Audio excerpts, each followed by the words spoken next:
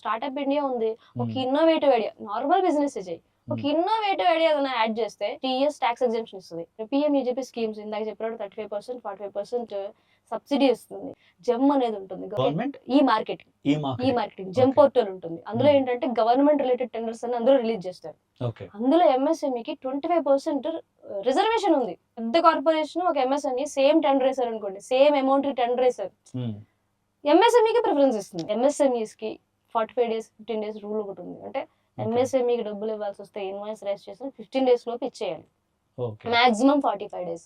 అది కూడా వాళ్ళు ప్రొటెక్ట్ ఎంఎస్ఎంఈస్, ఎంఎస్ఎంఈని ప్రొటెక్ట్ చేయడం. గవర్నమెంట్ కూడా ఫుల్ పుష్ చేస్తుంది. Copy rights, patents, trade mark, వీటికి ఎంఎస్ఎంఈలు అయితే రిటర్న్ కూడా వచ్చేస్తాయి అమౌంట్, పెట్టిన అమౌంట్లు ఆల్మోస్ట్. కాపీ రైట్స్ కానీ ట్రేడ్ మార్క్స్ కానీ మహా అయితే ఒక 8,000 9,000 ఉంటాయి. అవి పెట్టిన copy right mark 60 years validity ఉంటుంది, ట్రేడ్ మార్క్ 10 years వ్యాలిడిటీ ఉంటుంది.